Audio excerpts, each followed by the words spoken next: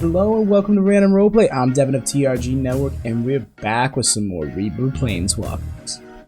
We are now diving in to, I suppose, the last arc. The Doorwalker's arc. We're here. It's a long time coming, and even by the time we got there, I don't think I was fully prepared as a DM. But overall, I think that comes down to nerves more than preparation, because when it comes to Sigil, things get very different very quickly. Shit can change at the drop of a dime. That being said, time we get into quote of this admittedly much more chill episode than most Planeswalkers episodes are. Damn near made me fall over when I heard it in real time in the game. Made it pretty clear that I couldn't be bought. Someone says that, and it was hard not to laugh. I think that's one you should cling to, because I think I actually felt pain when I heard it, knowing what was coming. So I think this is one to really let stick to you. If anyone's got like a little notepad or something you've been writing down all of these hints on, appreciate you, because I assure you it will be worth the payoff when things start making sense. If you haven't already caught on to some of them have been cleared by now. But with that being said, I'd like to ask you all to like this video, perhaps subscribe if you have not already. Algorithm loves that. We love algorithm. Please give us attention, YouTube. But without further ado, on to the show. Alrighty. And so, we return to the cage, the city of doors, Sigil. And the party in the form of Cassius the Tiefling, Arudim the Half-Orc, Naleek the Half-Elf, Crantor the Gallataur, Deis the Lamian Elf. Last we left off, the party had finally reunited in the streets of Excelsior, just in time to be ambushed by the Holy Shadow. The party easily handled their issues, but just as the attackers were convincing the civilians, the party were heretics that brought them a recent horror. Men servicing Gwynriel Tungart come to their defense. They de-escalate the situation, sending the Holy Shadow on the way and bringing the party to Tungart's picket queue. Being brought up to her floating castle, the party had the pleasure, or rather, the displeasure, of meeting the Paladin Lord. That being said, she provides information that all but confirms Cassius' earlier theory about one specific kitty cat. Finally, Cassius and Gwynriel complete the quote-unquote ritual to open a door to Sigil, and the party's journey steps into the next phase. As the party step out through an archway on a darkened city street full of various architectures, they see only the lights of the city above emulating a starry sky, and the Sigil void clear over the horizon of the buildings to their left. So you guys had only been here for but a brief moment before you came across a carriage being led through, and some of the, I suppose, knights, or escorts rather, gave you a friendly tip that there's a tavern right around the corner for you guys, and continued down the path that you quote-unquote just came from. Well, we are here. Let us find that tavern and have a quick tip, gentlemen. Honestly, just tired as fuck. we should probably take advantage of the situation to kind of talk about what it all is that we wanted to ask. We never know what he's going to be asking in return. It should probably be a good idea to prioritize what's most important, and just so that everyone's abreast of what we're all kind of after. Well, you can always check in with the local chant and see what's in and about. I meant for prepping for headed over to the All-Knowing. True, but you never know what you might find through chant rather than an all-powerful see-through. Okay, I'll bite. What's the chance? Now, like, he's kind of just like, what are you talking about? Oh yes, this is your first time, isn't it? Just some of the local terms. Or like primes. You do catch on. So, let's find that tavern and get ourselves loaded. Crantor, you'll kind of notice Okiro a little bit closer to you than normal, as she's kind of just like checking out the surroundings, very foreign to her, and quite frankly to you too. You have never been in a city like this, aside from Kaiser, which was mostly wooden but did have some iron building, and aside from the cities in Lunia that you've been to, which are very pristine and almost celestial in nature. This is extremely foreign to you. Yeah, he'll be having his hand on his axe, just like looking around, staying aware of threats. And when he notices that Okiro is The same, essentially. He'll kind of reach out a hand to her shoulder and just give a reassuring nod. Actually, to be honest, I probably should not have come here. It's what I need to do as well. This all-knowing kind of intrigue. So I will to endure this environment, I suppose. Yes, he might have information that would help you with your affliction. And truth be told, I don't think we can pass that up. Just keep abreast of the situation, mate. Secrets always come at a cost. I learned that a long time ago. That's something we have in common. Arudim, are you coming along? He's currently just rubbing his temples as he's walking forward, dodging anything he needs to on the way to avoid tripping. Do you need help, mate? I'm fine. I'm fine. Give me a sec. He goes over to the nearest post or wall, and he just full force slams his head into it. Well, he was fine. And he just goes, "Yep, I'm fine, let's go." Can Crantor insight that? Yeah. Can we all insight that? Is the check necessary? The check, I would say, is necessary because it's simply just a confusing thing to see and do. Okay. First roll, boys. I rolled a 6. That's a 24 from me. 13 from Naleek. Cassius is just running over. Oh my god, are you alright? There's just like some blood dripping from his forehead, and he just like dabs it off with his hand. Deis? Yeah, I'm fine. Why? Because if you ruin that pristine hairstyle you got going on, I'm not going to be happy. I'm fine. Trust me. It's Oh, right. That's not normal to other people. Right.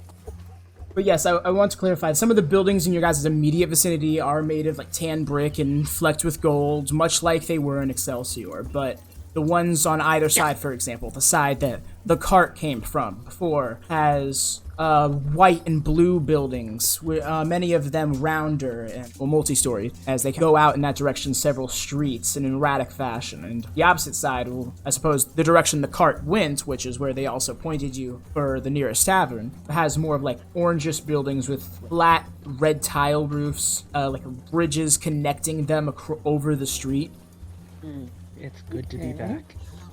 And there's a lot of tall tower buildings. At first glance, above you looks like a sky, but then when you look at it a little bit more, you see the vague view of the tops of buildings rounding out in either direction. And just over to the left of your perspective, kind of just hiding behind the tall buildings, is there's an emptiness stretching across the city.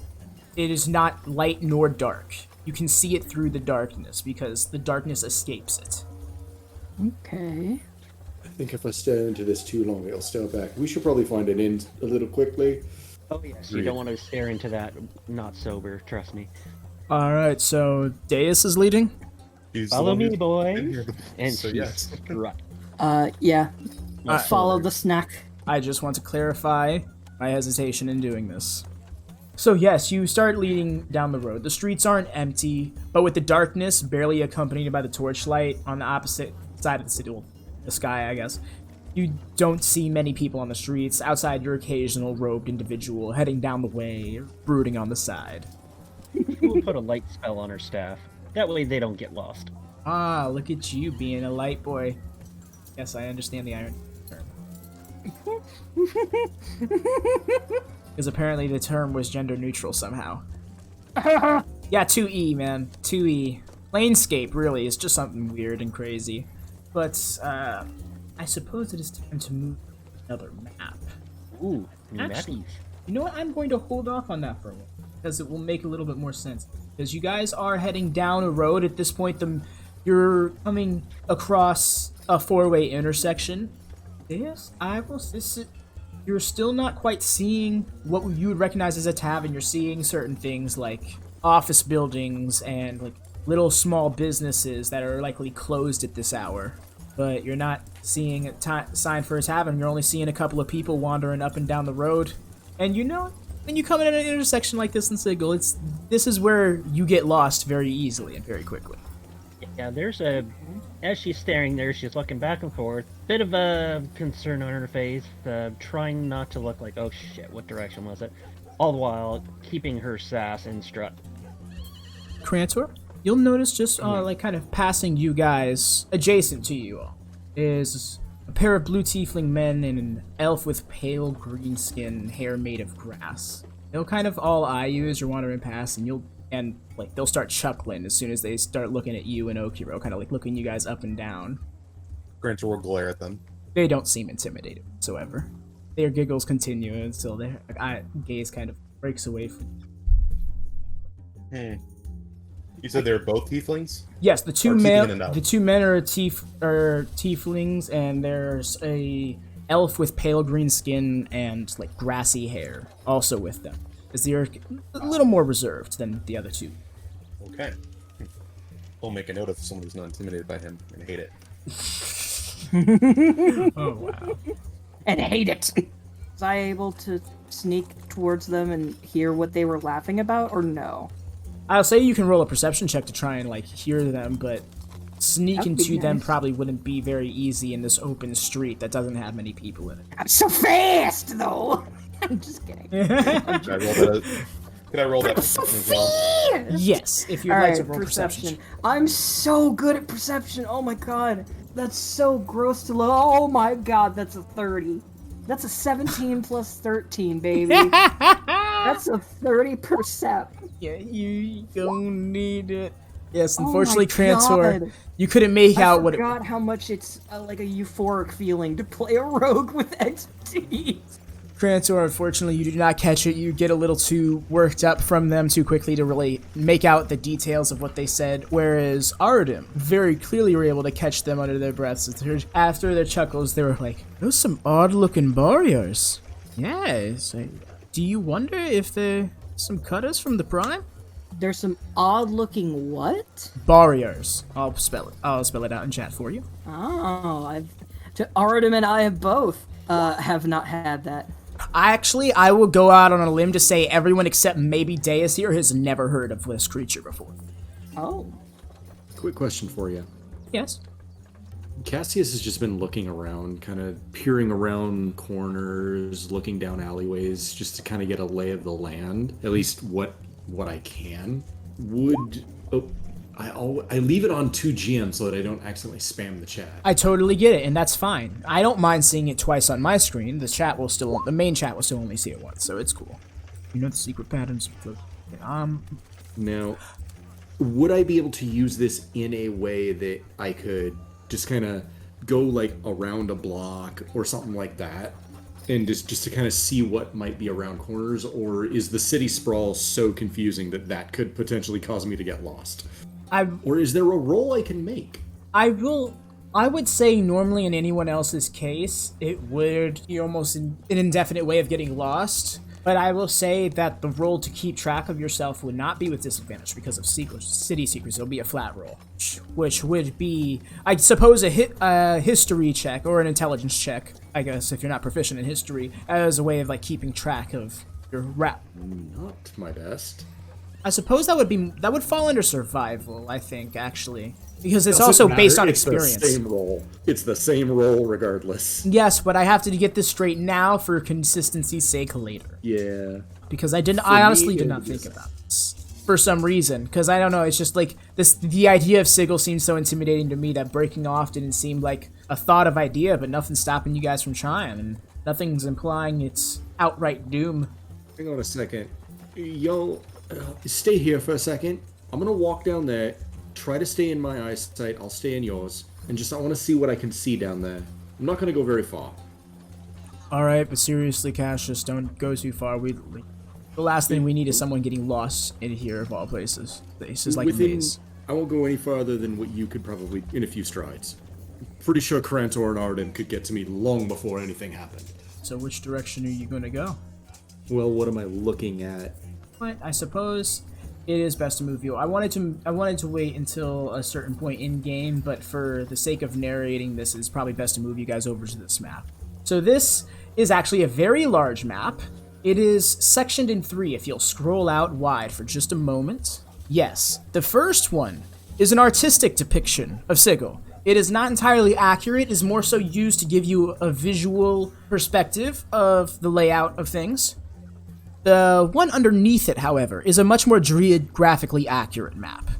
The one you'll be looking for right now is the second row. I will ping it for you guys. There is a red ball that I have marked for the party. This map does not snap, but it does have appropriate scaling in terms of space. Oh my word. And if you want a more visual representation of the city's shape itself, you can scroll all the way down and see either an artistic depiction of the city on the right or a demonstration of its layout, including the white strip as the void to the left. So would I have to roll a survival check at this crossroads? Yes, in fact, because specifically you will be able to get something different out of the survival check, whereas, oh wait, let me move this back ever so slightly. Yeah, right there. Whereas Cassius, you'll determine what direction you're gonna go, and then you, alright, that's it. I'm just kind of... So it's kind of like a four-way crossroads then? Yes, I will say you've come from this direction, so you have moved over like that. Okay.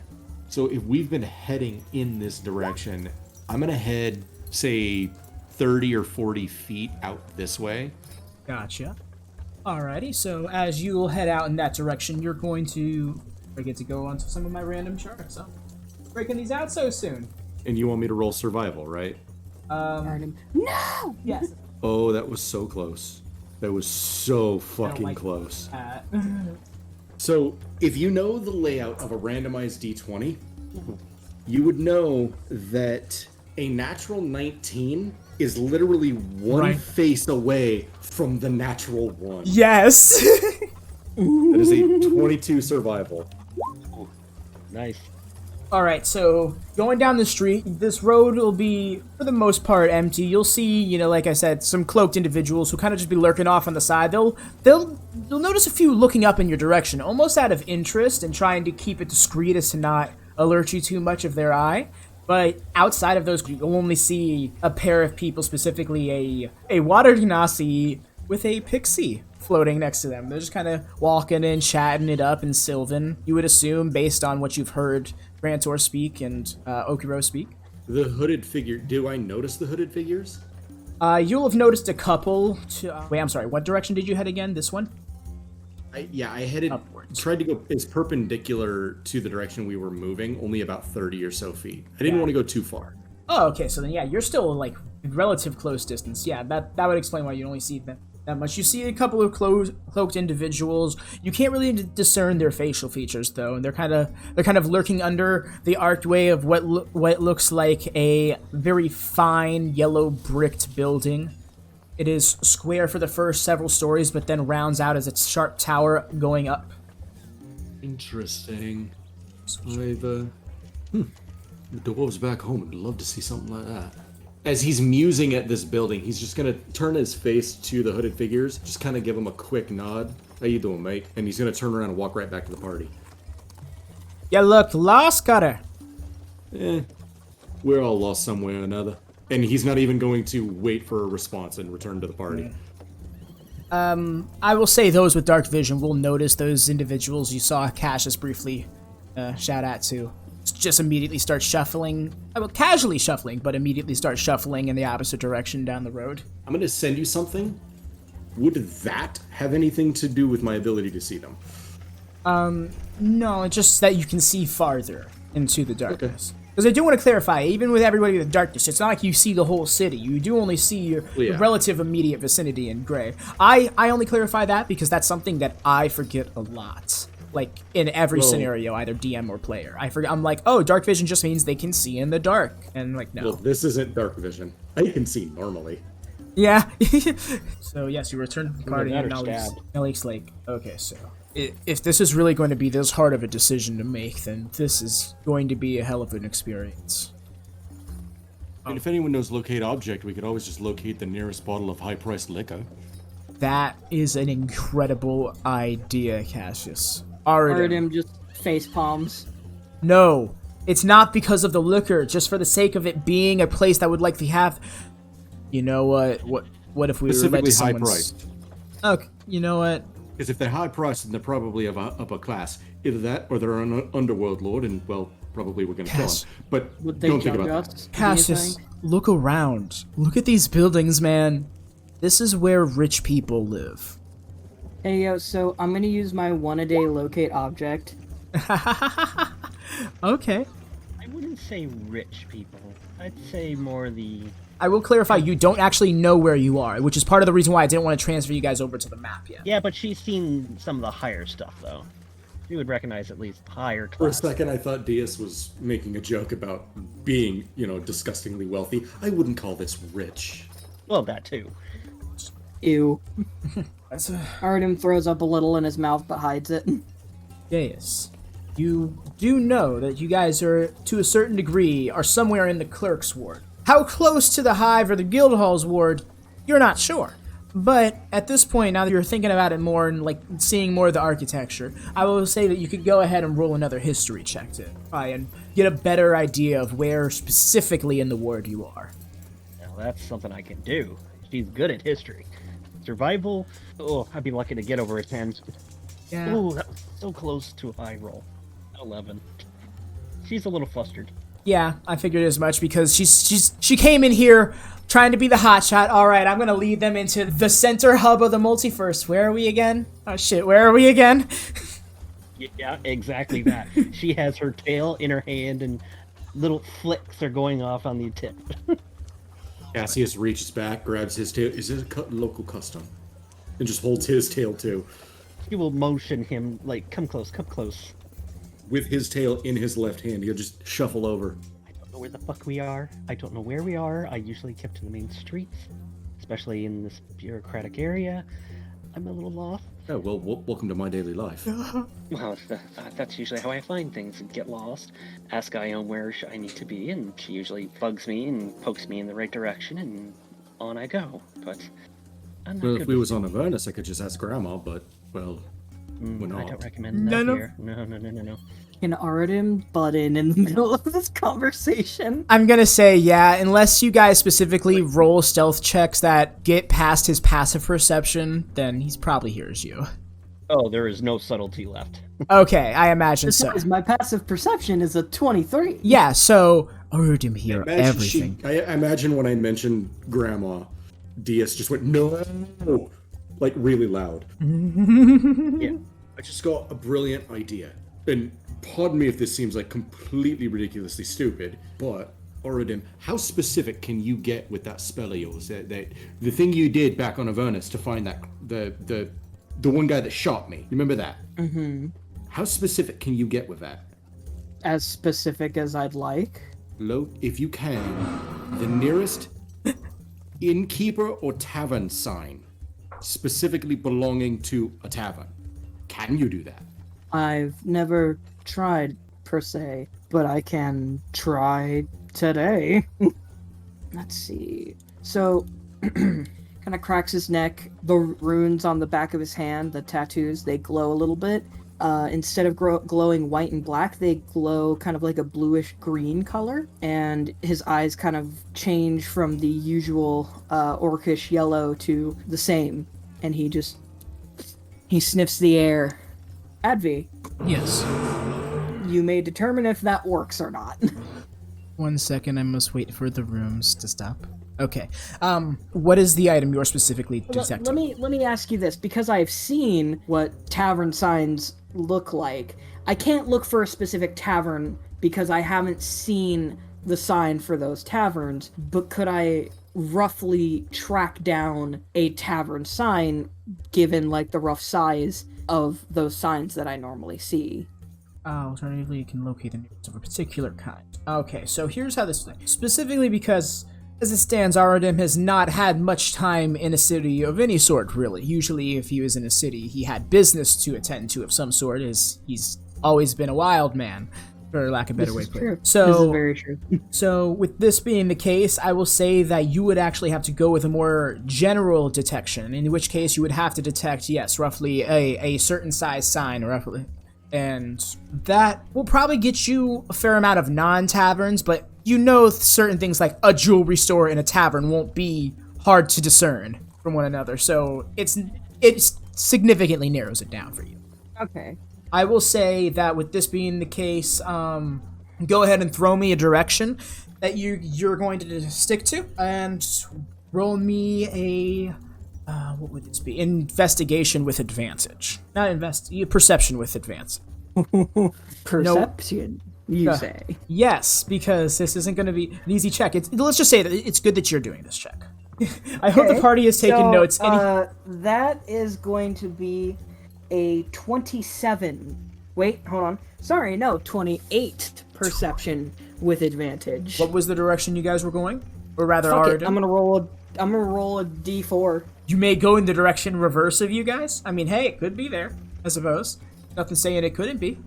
South. We're going south. Well, down from your point of view. Yeah. Technically, you're going down. spireward.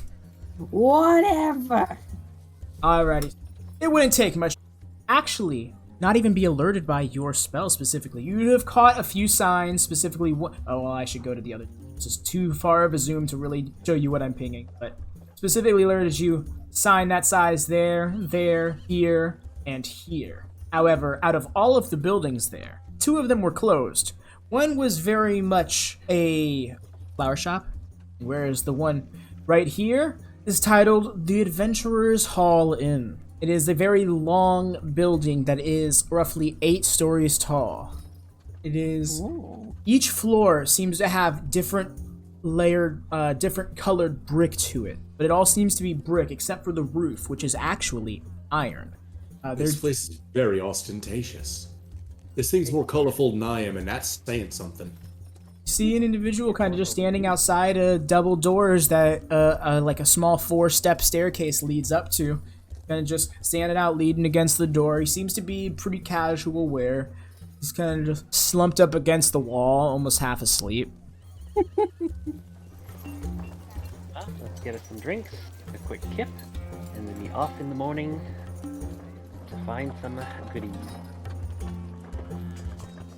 I agree with that. You all, Already ahead of you. I suppose you all lead up to these doors. Then the person kind of just like half slumped looks up to you. You see his eyes all bloodshot. What time is it? Yeah? Trying to think of a smartass response. I can't think of anything. Oh no! Oh no! Is the Mezzoloth in here? Oh no. Is this the Mezzoloth? Oh no! He'll touch him on the nose, lesser restoration. It's gonna be, what time is it? Holy shit! What are you? Not the first time I've been asked that. Oh my gosh! He was looking at Deis actually. Deis is the one most immediate in front of him. He just looks over. What are all you? Oh, well, that's... Damn, I must have gone balmy. He's just kind of getting up and just like rubbing his head and he's walking off in the other direction. Okay. Arudim just looks around. Are we really in the right place here? Could be worse. We could have ended up in the hive. Ugh. The what? Slums. Shit. Spot. Worst place in the multiverse. Take your pick. I mean, I grew up in the slums. Back in my hometown. How does that compare? Did they have flesh-eating demons in the slums of your town? That depends on how pissed off Rosie was at the day. Well, let's put it this way. The demons are the least of your worries. Come along. That joke was mostly for Advy's benefit there. Yeah, I was just sitting there and I almost, you know what, fuck it, yeah, Naleek was like, man, this Rosie sounds impressive. I really want to meet her. Don't ever tell her that the shirt got punctured. She is a wizard with that ladle. I must meet this woman. The legend of Rosie continues. Arudim thinks to himself, how could she not be part orc? The last you all standing outside the doors, kind of bursting out of the doors, is a turtle, a somewhat smaller turtle. He's actually rather stout, almost dwarf-like. He's kind of, I'm ready to take over the world. Yeah, just shut up. And the guy coming from him just kind of like shoves him. He like almost falls down the stairs. He almost falls forward on whoever's closest to the stairs, but he catches himself on the railing. That'd probably be DS, given she's walking and strutting. Well, slithering. I gotta make kind of sheesh, y'all a bulky lot. There's this turtle and Noel. Actually, probably one of the oddest sights y'all have ever seen is a turtle and a gnoll kind of just like shooting shit at each other as they're making their way off. And you enter this very long hall. What's the go see this image once more so I can. Oh, I can't see it now. Okay. Then I'm just gonna have to kind of wing it. So you see a very long hall that actually has a red carpet, a very wide red carpet leading down the center. However, there are tables spotted, roundish tables spotted all over this hall, including across this red carpet to a certain degree, where there is a long, thin wooden counter at the end. There's a couple of halflings and a dwarf running up and down the line, which you can tell is there is a kitchen behind it. It seems very normal. In fact, for everybody here who has ever been in a tavern, this is your run-of-the-mill experience. This feels very much like a material plane tavern. As you see, the only difference being the loads of varying races you see lined up in here. At one table, you see a lizard folk, a human, and a Githzeri, a pair of Erganasi, and even an Aarakocra over in the corner, albeit with an open window next to them. There's a dwarf, an orc. Wind nerds! A dwarf, an orc, a gator folk, and an Aasimar, all sitting around another table, kind of closer to the door. You see a tiefling and a mouse folk off on the side, kind of just chatting it up. Relatively quiet compared to the rest of this building that is still full of very merry adventurers. You can tell by their wares that they are mostly journeymen at the very least. A lot of these individuals are probably like you guys. So we fit in, like, spot on. We don't stand out at all. Not at all. You immediately blended in. In fact, you see a few large races in here. Aside from the gator folk, which is a rather large individual, towards the back, actually sitting at the counter, is a Luxodon. Very large, elephant-like humanoid. I love Loxodon. Does They're the so large cool. gator man speak with a drawl? And does he have a blunderbuss? Arms low. Maybe you should go. Also, important question. How big is the door? It's double doors. The door frame stands about 10 feet tall. Okay, just the last time Crantor was in a tavern, it didn't go well. Exactly. Oh, Crantor. no, baby. Damn near brought the foundation down. Oh, no. And Oh, he emotionally. Crantor, such a rockin' beast that he fucked over an entire tavern with his presence. I will clarify, you just as you all are entering the tavern, a light drizzle starts to come down outside. It's raining in this hollow round city. Arudim thinks I'd say for a that was moment, good timing, but I'm not going to think about that. No, Arudim, do not think about that.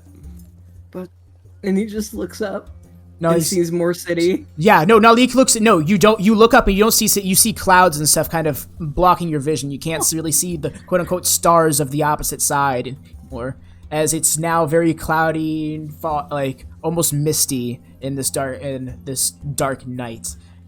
And yeah, no, Naleek is fully outside, just standing out with his arms open like he's like embracing the rays.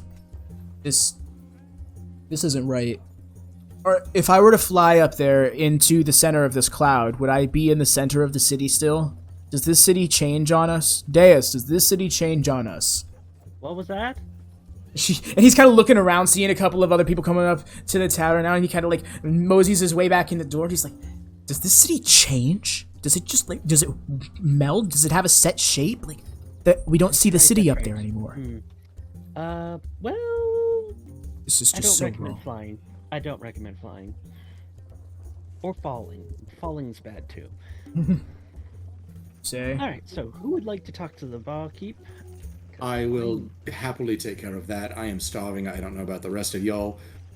Oh, perfect. I pass you 10 platinum. That should do it. Crantor will try and find a out of the way place to sit with Okiro. Aside from the counter, there isn't really many places that can really fit you guys. The tables are still mostly accommodating medium-sized creatures. You could come up next to a table and sit down next to it, and you'd still be roughly at the height of it to like rest your elbow at it and such. But you'd probably likely crack the table if you were to put that much weight on it. That's not to See, It's not to say that they aren't sturdy. accommodate us. How dare they? It's a prime They'll be material. hearing my lawyer. Who's your lawyer? Just Crantor puts on a tie. Says tiny glasses. God. That's Little right, briefcase. tiny glasses. I forgot. Little tiny I'll never forget again. After you broke them out on me in the meeting with Fellow Handle, it destroyed me. The table's unstrung. So yes, the counter looks like the most dirty place, especially seeing as you notice the Luxodon over. Is he bigger than me? Big. By and large, they can reach up to about, I believe, between 500 to 700 pounds, and about maybe 7 feet tall. Okay, so Crantor, seeing them sit down, probably can tell you're definitely taller than them, at the very least. Good. On the opposite end of the counters, you guys kind of approach. There is a squirrel folk, very pale-skinned humanoid, almost vampiric in features, sitting next to each other, just having a chat with some ale.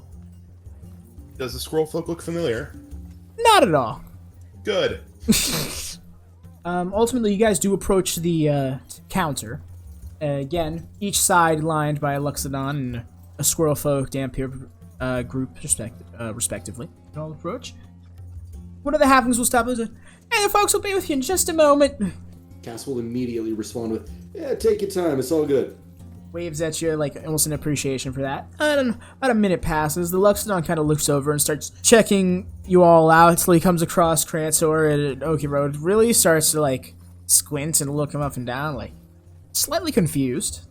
He'll turn back to his own business when a dwarf at the counter finally calls out to you. Fellow's balding, has a handlebar beard, no chin, hair.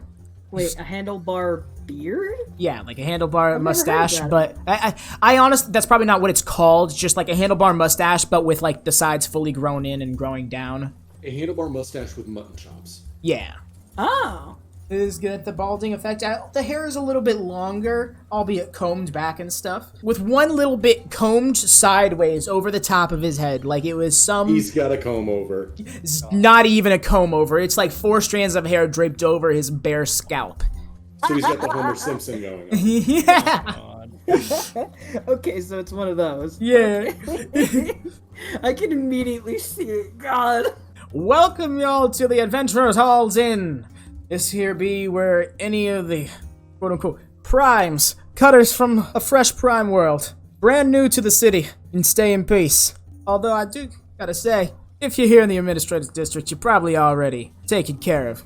This will probably be the nicest place a cutter fresh off a prime world could stay. Y'all look like some Certainly is adventurers. welcoming. Heroes, I dare say. Are ye heroes? Looks across. Arudim just goes, That's what I thought. Cass will look over at Arudim. Oi, we saved a child from hell. The answer is yes. Yes, we are heroes. Ahoy! Look at you getting the lecture from the Tiefling. Y'all are a colorful bunch. I take it you're looking for some git? Maybe some bub? You could say that. All Given the the fact that I was things, raised yes. by a dwarven bartender, would I understand his lingo? No, not at all. You've Okay. never heard those terms before. This is just smiling. I'm going to assume that those things mean room and board, respectively. Oh wow, y'all are really fresh to the city, aren't ya? Oh god, they have their own slang. Listen, y'all want to be careful who you come across. It's easy to take advantage of a batch of Burks like yourself. But I'll let you in on the dough. Ah! Just immediately. Ah. Crantor, Yes. do you remember those tieflings? I do. Yes. Mhm. They were laughed at me. laughing at all of us, well, more specifically you, because they called us newbies. They could tell that we were fresh off the material plane and thought we were an unusual bunch, and they found it funny. Y'all probably looked see. lost. Oh, we were. I mean, to be fair, I always look lost, so that's kind of beside the point. Only It's temporarily. part of your charm. I mean, it's what makes me look cute. It's like a helpless puppy. If said puppy had a pact with an infernal... Never mind. See, you don't need to mention that at every point of conversation. Says the guy. Never mind. Says Glares Naleek. at Naleek. No, do you want to finish that sentence? Cassius just leans in, but that's part Tree of my hugger. charm. He says, "No, I already turned the other cheek. I only have one left." Oof.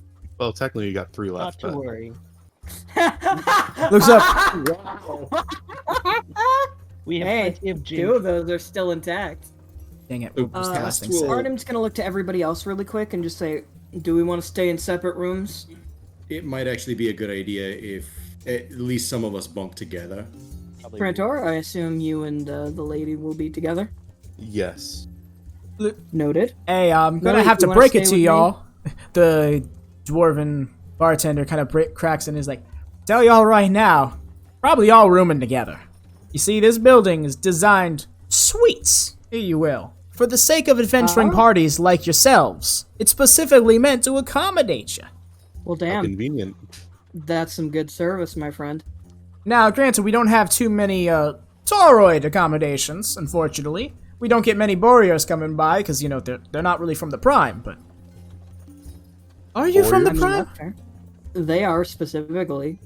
Boreos, yeah. That's not what you are?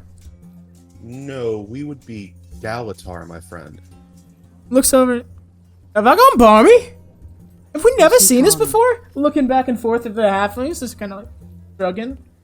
Like he doesn't have the ram horns. I don't know what to tell you. Wait, where you from? The Mythos Plains in Mindafall. I've never heard of either of those things. Well, then there We're you from go. Rieba. Naleek speaks up. Oh, yeah, I think I heard of that. Yeah, that's one of them. One of the Prime worlds. Yeah. Isn't that the one that replaced Toril? One of them. Replaced. Long story, don't ask. Fair enough. Above Still my don't pay understand it grade. myself. Naleek's like, no, we're not glossing over that, are we? I'm going to choose to do so because it's not my job to worry about the multiverse. Yet. Now he kind of just looks down like, oh man, why am I concerned about that? It's Put that Here evil you on me. I've already got 2 planes on my mind. Rachel bite then. What do you mean replaced? I'm pretty sure that world was destroyed. But And what? so, how am I supposed to know? I'm not interested in the primes like that. The planes, not the folk. I don't mean it like that. I don't mean like that. All prime material see. letters are welcome. Well, we'll need food, drink, and the largest bathtub that perhaps has a nice view of the city. I don't know if they'll have that. You know, Arudim, let me tell you a quick story. We had somebody back when I was a kid living with my sister and Rosie. Somebody came in and asked for something very similar. Rosie looked right at him. We ain't got no bathtubs yet. He dropped 100 platinum on the counter. She hired 2 of the city guards to haul a bathtub up to his room. Sure, we could make it happen. I hope so. Speaking of which, You know what they say, money talks. Anyways, yeah, here y'all are. Slaps down a little block of wood. That's your key. 3rd floor. Not even going to ask. Just pick it up and look at it suspiciously. What are you? To be or not to key. The voice said Alas, me. poor Yorick, I knew him.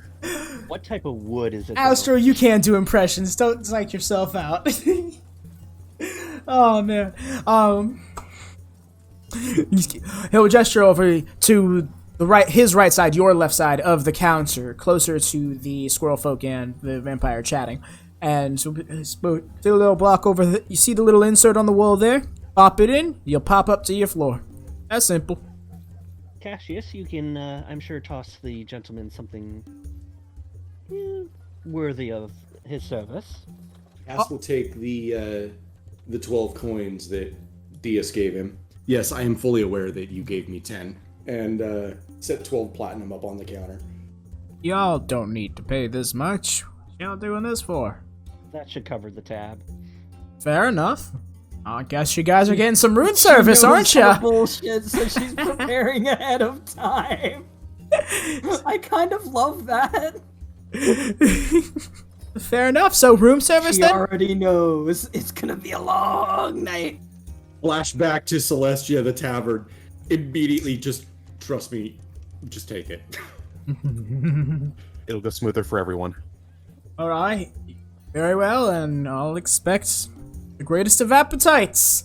Looking up and down the Gallataur. Everyone just like group turns to Deis. Yeah, she's checking out the wine list. Sudden realization. Yes, yes, no, not in the mood for rosé. Yes, yes. Ooh, I haven't had this in a while.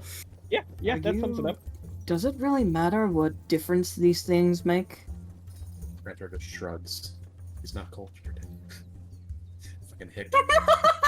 Fucking hick. He is a hick, alright.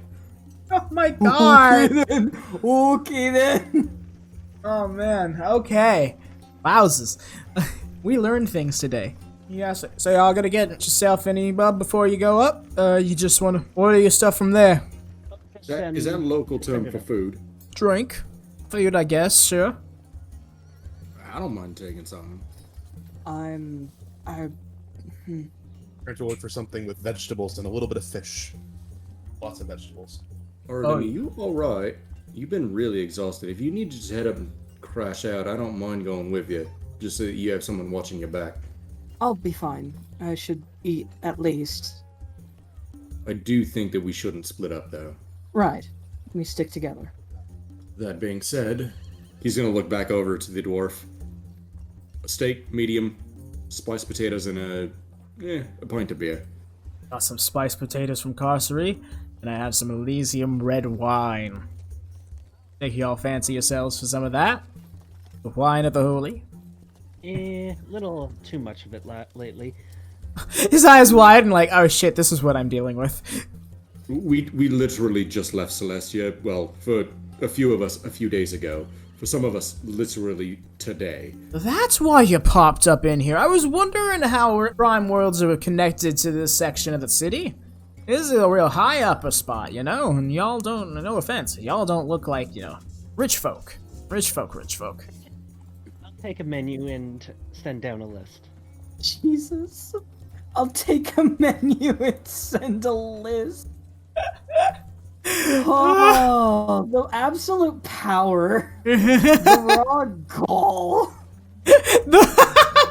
The audacity. Yes. Castor in the Discord chat. The list. Yes. Glad you like her. She's so funny, character. Yeah, he's like, she's oh. able to spend this money frivolously, I think really adds. It really just puts things in perspective to the other characters, I think. Right. Oh, yeah. And that was... It's like, oh shit, there are just people this rich that fool about across the plains. Well, I just love that it throws into context the sheer magnitude of the payday we received at the end of the first arc, bookended by the fact that Deis just looks at that and goes, huh, that's cute. Well, was that a tip? Adorable. Pocket change! Oh no, it was like full shonen power scaling when it went from like, oh man, we have this Arc Devil lurking in the background, and we got this humongous 9,000 platinum payday, and then very next arc you meet a character who scoffs at that money and scoffs at that Arc Devil. And it's like, what? How powerful are they? Like, it's just classic shonen power scaling when you look at it like that. You met Barrett. Have met Barrett. You guys straight up went from Frieza to Android 17 and 18 right here. Like, that kind of power scaling. Like, it's that casual to her. It was beautiful. Yeah, I can see a bit of 18 in her. But yeah, she'll take a menu. Oh, cool. So, yes. You know, it's in perspective, perhaps you'll, take the room service option. That way we can accommodate you more appropriately. I'm not necessarily opposed to it, but... I mean, of course, if you like the social... of course, if you all like the social setting of the tavern, do feel free to stay, but I felt that you all might be looking for a little more comfort based on your jink. And Naleek, quick question for you, mate. What's your thought on the room service, given everything that's happened lately? My thought is, I like the idea of privacy. Arudim? Privacy. Sounds like you're all set. And make no mistake with all this each room is more of a suite. It's meant to accommodate a multitude of it. It's meant to accommodate up to 8 regular-sized adventurers. I imagine we shift those numbers around a little to accommodate our more larger individuals here, but nonetheless, it should fit just fine. Excellent. I look forward to being bedazzled. Bedazzled. I'm sorry. So yes, He'll gesture over to the side of the counter where you guys can all pop in your square, pop up to your room. And I imagine you all will do just that. He'll advise, make sure to be all touching it once, otherwise the key won't work. But it is a on the two-way. line. Let's go. You all gather up there. I imagine if no one else would, Naleek would grab the key. Oh, Crantor was still holding it. Oh, Crantor still got it. That's right. Yes. So yeah, you all pop in your square, teleport, and you immediately appear in what is a somewhat oval-esque lounge-like living room. It has a sleek couch. Despite the fact that it is very, very decent quality, it still looks like it has that old-timey medieval feel that standard D&D does. As you see many different paintings lining the walls, some of them, but they seem to depict heroic individuals or events in many different ways. There's a couple of hallways that will lead in either direction. The hallways look to be a little snug for Crantor, but not anything that you damage the property. Not bad. Looks cozy. Okay, I can get used to this. This kind of reminds me of Fellhandle's place. In a way, I suppose, in a way. Yeah, it's not bad. I like it. Kind of walking over to the halls. It looks like there's a couple of rooms, including like a den down the hall. Wow, this thing is big. No Is there a wonder. tub down there? Over here. I'm not sure if that's a bathroom. I know it looks like it's another bedroom. He's walking over, like opens it really quick and then closes the door. He looks down the opposite hallway from this living room. That looks like... Oh, yeah, here's a bathroom. Oh, my God. Is this a bathroom? And you get to those really good Airbnbs. He opens the door, like, wide to, like, show anybody who's looking at this. Like, and you very much see a wide out space. It's like a hot tub that could fit upwards of 6 people in it, with pillars lining it on 6 sides into the ceiling. We're talking full Rowan bath, okay. When you said extravagant, well, you meant it. Oh, this is more cozy than anything. You should see Rieval's palace. I mean, I'm used to bathing in a wooden tub. I will say this is nice, because a lot of the royal halls and suites that I've been to accommodated dragons and dragon folks mainly. I felt kind of out of place. This feels a little more welcoming, ironically. Yeah, check in on Okiro. How's she doing with this? She is still standing where she was when you guys all appeared in the room. And she's kind of just looking around, observing everyone. I'll kind of take her hand and... Are you alright? I'm sorry. I've been quite lost in thoughts. I have a lot on my mind in regards to this city. Well, for starters, a group that I've come to interact with, essentially join, was once one of the main factions here in the city, but they were banished eons ago, and it makes me wonder how welcome I really am here. Granted... What I can understand. I'm sorry? No, go ahead. Well, granted, I'm just one person. I'm not the entire faction themselves, but the lady herself told all the factions to leave the city at once. They would be tolerated no longer. 2 of those factions actually merged into the group that I've since come to associate with. I still can't help but feel a little unnerved. Well, from what Deis has told us, it seems everyone here has some form of secret that they're holding. So, provided that we don't make too much of a scene, it should be fine. What is this group that you're with? What are they called? Well, their official name is the Signs of One, but they're more commonly referred to as the Seekers. Oh. Immediately, Arudim just lets out a sigh of relief. I'm just waiting for it. Yeah, there it is. And that's, you know They what? sound nice. The punchline is yet to come. Yes, they're actually a rather philosophical people. I was actually going to meet up with some of them in the 7th Ring, before we ended up meeting the Paladin Lord.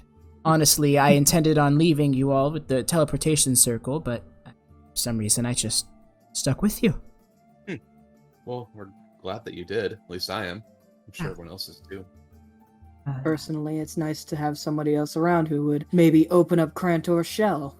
You all can do that, and Crantor sweats. if you've come to appreciate him this much, that means he has already left a lasting impression on you that I would not be able to enhance or impede. So, worry not about my presence influencing Crantor's social skills. Don't sell yourself short. Again, thank you. It runs a little deeper than that.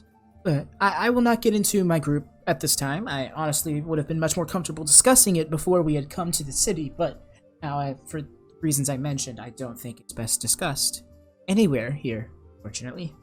I mean, I can understand that. I can discuss plenty of other things, though, such as my journeys, and what has become of me in those journeys, what I have learned, what I've experienced, how I acquired my weapons. There's plenty I can share in the time that I am here. I'd love to hear all about it. Yes, I love the staffs. Thank you. You didn't have them before. I did not. No, I acquired them over a very long period of time that occurred in a very short duration. And she almost smiles a little, like waiting for you to be confused by that. Crantor looks very confused. Her smile slightly grows, pleased at your confusion. Like almost that robotic. Yay! Confuzzled the boy! Just like, It's not hard. well, Naleek will kind of speak up at that point. He's like, well, we all did just kind of get together before we were attacked in Excelsior, and we haven't really caught up. I feel like no one is really acknowledging the fact that Arudim was just drifting through the astral sea for days. I live. Well, He spits no, out some I was blood. I was intentionally not bringing it up because the lad has mentioned a few times now that he needs rest. Figure we let him get his rest and then we talk to him about it. Yes, I was sure we'd get to it in time. Now, as far as what I've been up to, well, Deis kind of gave me a lecture about magic. Did you know there were schools of magic? Yes, I there's 8 didn't of know them. that. Wait, what? I'm trying to remember the specifics point that we were going on about. What we left off on was Arudim going to take a bath and everyone else just kind of talking. Okay, yeah. Yeah, Crantor would have tried to sit down with Okiro and listen to her stories of her adventures and, how she got her staves, more of the Seekers and... This well, love-struck front Seekers. motherfucker.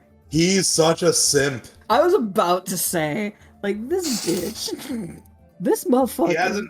He hasn't seen her in 10 years, alright? Over a decade. One of the most powerful Still, though. warriors of the plains, and she's got him wrapped around her finger. Completely. Man. So yes. I take it you've made up your list, Deis? Oh yeah. Deis has made the list. And so you'll have made this list. She's checking it twice. I was trying so hard to just not fall into that line. Gonna find out if a chef is nice. He would. So yes, all of a sudden you realize, how do you get this list down there? He will use sending spell to the barkeep. Oh my god. Oh my god. I imagine Instant order. I like how Instant order. I imagine she's listing every single thing, and halfway through one of the things, the spell ends because of the 25 words, and then she immediately starts up another one, continuing on. It's just the person. She wouldn't do that. She knows how to work the sending spell, but she would say, barkeep, we have made our selections. If you could send someone up to receive them, please. And she'll just end it there. Receive a response. Very well, I'll have someone up right away. Oh man. Okay, there it is. Yeah, just a few moments after that sending, you'll see a halfling appear where you guys were standing, essentially, the doorway, the platform that you guys appear on, with their own little square in hand as they appear, touching the wall, and like, hey there, I'm Elbow. I was told you have your order ready? Yes, here it is, as well as we would like the following wines, and she lifts off Deis? 2 pages. And the halfling kind of looking you up and down. It's gotta be you, right? You know Yes. my mom. Oh no. Olivia? Olivia Cherry Cheeks? She wraps her tail around the halfling and lifts them up. Oh, it's so good to see you. Oh, I have not seen you in so long. You're so big. I know, right? I got me a job. Your mother would be so proud. Well, you're definitely getting a tip. She is? Oh, well, thank ya. Well, thank ya. Well, I know how you eat, so let me get ready. They pull out a second notepad and just like jokingly like hold it stacked on top of their first notepad. All right, I'm ready. He literally hands them a stack of like papers, like little paper sheets written down on, and Behold the list. My skills have improved since last we met. So for you, Good. Twice the pride, double the fall. just to describe this halfling, he's obviously like in a nice spiffy server's clothing, but he's brunette, has the sides shaved, his hair's kind of slicked back, but of course due to the long day it's kind of fallen off on the side a little bit, but not too much to like be in the way or anything. Just enough to show you he's been working hard, sleeves rolled up. but yeah, as he's writing down what she'll be asking about, what type of wines might be better for companions, which ones she hasn't tried yet, like totally chatting it up. Oh yeah, no, they've been trying to catch you up. They've been saying, oh yeah, Mom's Cinnamon Shop's been going great. It's doing fantastic. She actually just moved locations not too long ago. She's a lot closer to the Hall of Speakers now. Excellent. That I told her that would be a much better place. So many bureaucrats, they want sugar. But yes, it's much closer to the Guild Hall Ward too. You get much more travelers coming by that way. Excellent. We'll be popping in tomorrow at some point, definitely to see Olivia. And let's see. She'll shout out for Arudim. Did you want anything to drink? Anything that'll... You know what? I don't even know how booze really works besides scotch, wine, and whiskey. Surprise me. Oh no. Maybe 2 bottles of these. Naleek under his breath. Oh no.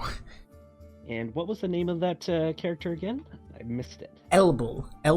Cherry Cherry cheeks. And yes, I chose the Yes, last name. that is 100% Zelos. Oh, there's a certain euphoria to halfling names. It's just, oh, that's wholesome, but at the same time... Yeah, yes! No one. It's cute and wholesome, but... Just childish giggles mixed with awe. So that should do us for tonight. Absolutely, I'll go down and I'll let him know right away. We get you set up. Just a moment. He runs back over to the wall, puts his block in the wall. Blammo. They grow up so quickly. Oh, how many years has it been since I've been here? Oh, I can't remember. Okiro speaks up. I'm sorry, did anyone else find this entire scenario incredibly jarring?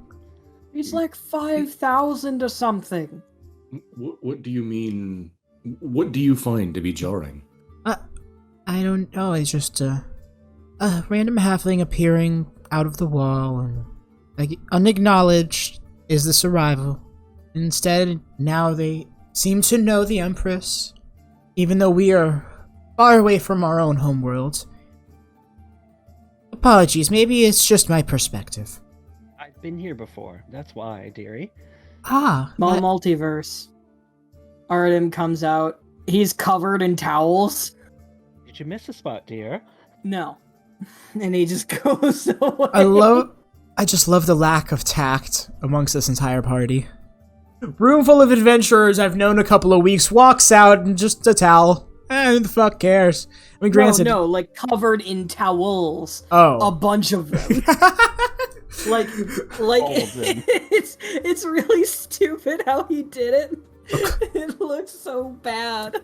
And looming from the bathroom, out comes Arudim in the cloak of towels. Behold, the power of shampoo God, I want to see the art of that. and my bonus action, conditioner.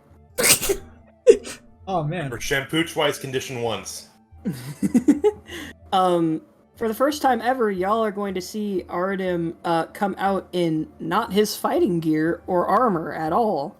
I was gonna mention it right before the cutoff happened, but Naleek actually, while he was sitting down on the armor, was like casually taking off his armor, like piece by piece, which like you guys have probably never seen him without his armor, save for maybe Crantor. And Crantor would have been seeing that from the peripheral.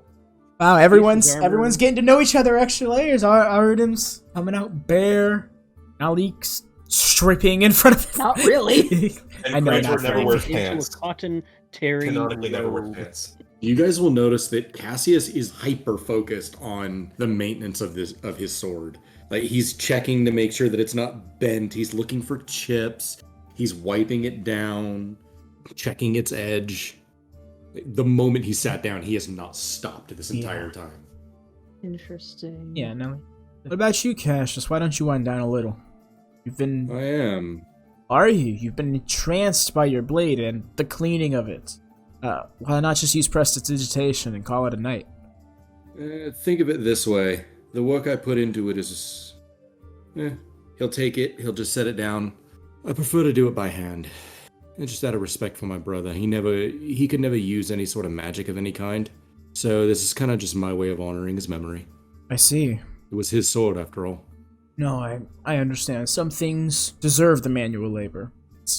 I've seen it at home. It's the same way that you'll have a statue, manually cleaned by by people. It's like almost out of respect to the person it's honoring. At least that's. But I might need to go find a whetstone at some point. But oh well. This is a big city. I'm sure we could find something along those lines, or maybe a bridge or something. Deis? Oh, I'm sure. Could we? Find which? Where could we find like forages or a place to purchase, smith tools and such? The biggest shit-eating grin goes on her face. Oh no. God damn it. I wasn't trying to get into all of that. Like, just already seeing the grin, like, oh man, this is gonna be so much more than I was looking for. Don't worry about it. We'll get to it. We've got more pressing matters. Speaking of which, did you leave any of those towels for us? Or, by the way, nice abs. Who are you talking to? You. Give me a moment. He walks away. You hear a crash, just a... She does have a cute butt, though. Arden walks back in. Thought I was the I'm only one fine. to notice. Naleek looks up to Okuro. I'm with you. This is a little jarring. Just Arudim comes back out in what appears to be farmer or like peasant clothes. Yet the ridges have been like repaired in a lot of ways. You can tell by the patches and where he's sewn it that this article of clothing is probably sentimental in some way. It's breathable, comfortable, very just normal looking. It's schlumpy clothes. Yep. It's that hoodie that you've had for like 10 years that you still wear around the house because it's that comfortable. Yes. Yeah, I can see I that. used to have one of those. don't I remember. fucking miss it. Right? Mine got lost. Mine was torn to shreds. I finally had to throw mine out. The zipper was broken, and there was a sentimental value to it I had to let go of. That always burns. Stings. There's plenty. There's actually too many. I'll hop in later. I don't need to sleep as much. Anyone can go ahead. Besides, I have some catching up to do with Arabelle. Evil. Wrong Yeah. name. Right, yeah, no, I'm taking my turn at the shower. Naleek just kind of pops up and heads off. At this point, Elba will probably pop up again, this time with like 4 plates. He's got one on his forearm, one in his hands, and then one balancing on top of the 2 dipping sauce cups on top of the first plate he's holding, and other plate in his second hand. His foot is attached to the key in the wall. You were always so talented. All right, boys, grab a plate. Cassius will walk up, both hands, or I should say all 3 hands, because he's going to use Mage Hand to help. Oh, Yeah, thank you 2 much. hands and tail are working. Yeah, Basically, Crantor minute will just take all the plates away from this poor creature. He said, oh, thank you, let me go get the second load. And then he pulls out the key, pops it back in, disappears. Just Arden, eyes wide. Second. Yeah. Cassius, for flavor, I would like to say that Cassius, having been around them, knows how waiters would carry plates. And so he has one on his forearm and one in his hand, so he's carrying like 5 plates. I will say, roll me a Arden sleight, with a plate in his teeth. roll me a sleight of hand check to balance these plates properly. Just because you've Crantor seen just them do it rips the before plates does not apart. mean you can. You wanna are see- correct. Fortunately, my sleight of hand is pretty good. I know, that's why I'm like, let's just have fun with it. And if for some reason it goes wrong, there's a fun moment too. I am really sorry to whoever salad that was. Oh, my salad. Crantor. Is- Right You in front of my fucker! salad. Slams the table. 13 sleight of hand. You just pass. You get to balancing. You're like, see, and the one on your forearm slides a little. You catch it with your other hand and just tip it up. Right, food shifted a little, but you didn't lose anything. It's just still holding. Like, okay, maybe it's a little harder than it looks. The tail comes around and just kind of tips it back. Yeah. Don't worry, dearie. Ebel's been working on that balancing act for ages. Don't know how Rosie did it. Bill used to be able to do it too. It's a bit of hard work as well as natural talent when it comes to serving me of how many plates I usually take to eat. He appears once again. Elbow appears, and he's got two plates each in either hand. One plate on his head, and another one on his kneecap.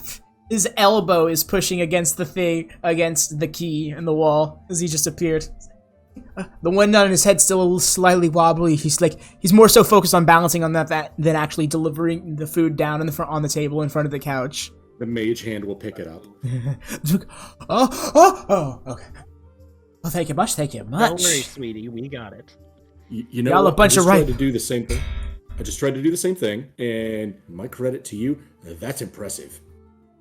Oh, thank you so much. I worked so long on this craft. Funny enough, my older sister actually helped me with it. Yes, she took a while to get the hang of it. Oh, now, speaking of your sister, is she still working with your mother, or she branched out? Oh, she since went on to go try and start her own business and stuff. Good on her. Good on her. A lot of the siblings actually really have tried to move on to their own things, and Mom encourages it. You know, her business is not ours. Cinnamon buns are nice, but I mean, it's personally, I think it'll go so far. But right now, this is mainly just a job to save up intuition. I want to get into LAS. I will have to talk to your mother about that then. Yeah, you can roll a history check if you'd like to know what they're referring to. Yes, I would. History. Oh, that was so close to a natural 20. Alright, history. 16. You do know that they're referring to the last school of vivid unpleasantness. But despite the name, various sorts of education occurs there, so you're not particularly sure what they might be referring to. Well, I definitely have to talk to your mother about your hospital curriculum, but I suppose it could be worse. It's something we can go into later. He seems like very hesitant as he was trying to find his words. Yeah, she's kind of giving him that, oh, I'm a relative of your family look. Yeah, that's a judgmental aunt look, for sure. I will say this, the name is kind of a joke. If that's what's unnerving you. You can see he's kind of... No, I'm just wondering if they can provide my nephew a proper education. I think so. I've looked into a lot of what they can provide. I think I'm gonna get what I'm looking for. But I'll be right back. I gotta get your third set. Yep. Third? Okiro looks up at Crantor. I'm not familiar with Lamian appetites. Are they similar to our own? It is so much more than our own. It's truly astounding and horrifying. A bit impressive all at the same time. You just watch. Or don't. I would recommend not looking too close at it. It's like looking at the sun. Don't recommend it. Oh, Mind you, it's not as bad as letting like Nessus cook back home, but like I wouldn't look too close. Oh, so Crantor, it's funny you mentioned Nessus. I've actually learned that the name Nessus belongs to not only, of course, one of our elders, but apparently is the name of the deepest layer of the Nine Hells. Really? That is an interesting connection. Huh. Yes, it makes me wonder if there is merely a coincidence or not, but I have a hard time believing that's the case. So, I've to this day never met another Nessus. I've never trusted him nor really any of the other elders. I only had to leave it in Asbolus's care just because there was no real other option. Yes, if there was any of them that I could have any sort of faith in, it would be Asbolus, but I don't know where he stands. It's hard with him. He's not exactly the most friendly, you know. Not the most social, no. It's my hope that soon we'll be able to go home, hopefully together. As far as if you would like to tend to my business with me, then yes, we can return to home together. But otherwise, I would rather you move on to our people without me for the time being. Chances are they're in need, and I can't really put off my issues much longer. Yes, I must say the contract that Kosel gave me has me very worried, and knowing that I didn't have much of a choice in the matter. It does leave me wondering how much of it's come back to our elders. Nothing in the contract said that it would be kept secret from Kosel, so there's nothing stopping Kosel from simply walking up to them, informing them that their contract has been absolved because you signed this one. Right. These music drops are fucking perfect. Oh my god. If there's anything I don't want, it's for this to impact us negatively. The tribe, and I suppose us in general. He's kind of like tripping over his words because he's worried. Yeah, I'll go ahead and say that my stutters have been in character. In all honesty, had you not contacted me in Celestia, we may have not met again for some time. Yes, that's why I was so... As soon as I was able to use that spell, I made sure to contact you as soon as I could. You've never been far from my mind. She kind of like smiles and like tucks her neck at a little. And I know that it's probably going to take some time, but if you ever have need of me while we're separate, just all you have to do is ask. But for now, let's enjoy this moment that we get together. And they'll still bring her in for like a snuggle on the couch or whatever they're doing. He'd probably sit on the floor leaning against the couch. Exactly. He'll bring her in close, just kind of... Push the table out a little. Give you that room. Well, not too far so that we could still eat. Oh, yes, no, of course, but enough room for your very large frames to fit in between the sofa and the table, I'd imagine. Right. We're on pillows. We're doing this Moroccan style. There you go. Just took down the couch cushions, just plopped them on the floor. Right. I mean, considering the last time we truly had a chance to camp out, we was literally in the middle of hell. Yes, and Arudim got hit by a fireball last time, if I'm not mistaken. That was funny. That was pretty funny, wasn't it? You didn't get singed by that, did you, Arudim? I don't really remember that too well. I imagine Okiro's just looking horrified at this. Wow. On Avernus? The first layer? Yes. Yeah. That's unfortunate. I've almost been hit by a few myself. That's impressive, honestly. What? Is it fake fire? Or was it just not as intense as Oh no, thought? it was real. Very real. Forgive me, but you have no scarring or anything. Was there a great... I'm durable. And fast. He's very fast. Very fast. Scarily fast. It's not that scary. Crantor and Cassius just kind of look at each other. Cassius will turn back. The minute you two look at each other, I'm already behind her. Right? You blink and I'm behind her. Cassius will just pop off. The laws of thermodynamics would like to beg on that one. Thermal what? Cassius? Naleek says in confusion, entering the room. Thermodynamics? You sounded intelligent for a moment. Forget you heard that. In the background, the feeding frenzy has begun. Yeah, just... I'm sure. Artem's gonna walk over and assist in a very orcish manner. Oh, she'll be passing you plates. Crantor would have just gone for the veggies and the salads to bring over to Okiro and just kind of share those. Big old salads. My Massive. steak and potatoes over there. Naleek reaching for... No, not really reaching for those salads. Looking for them, noticing you brought them over, will come over to you guys to get a little bit of the salad and then go back over to his side of the table. Crantor will happily share and invite Naleek to sit with them. No, I want to give you guys your space. They don't really have much accommodations for you guys already. Artem throws a sweet roll over towards Naleek. Okay. He picks it up off the table after it, like, thudded against him and, like, bounced that he no-sold it. He's like, okay, so, bye. He picks it up and takes a bite. Pats this, like, the vacant area next to him. The table isn't that big. I imagine he's sitting next to somebody, guys. It's just that, like, the way I see it is, like, it's a You know what? I should just pull up a little thing. I'll make a blank map and kind of draw what I got visually. I should probably do it's this one more of those often. egg-shaped. Kind of. Yeah, at this point, it's probably got several layers of between cups and plates being almost like one of those tray platters being balanced on top of each other. Scaling it out so audience can see.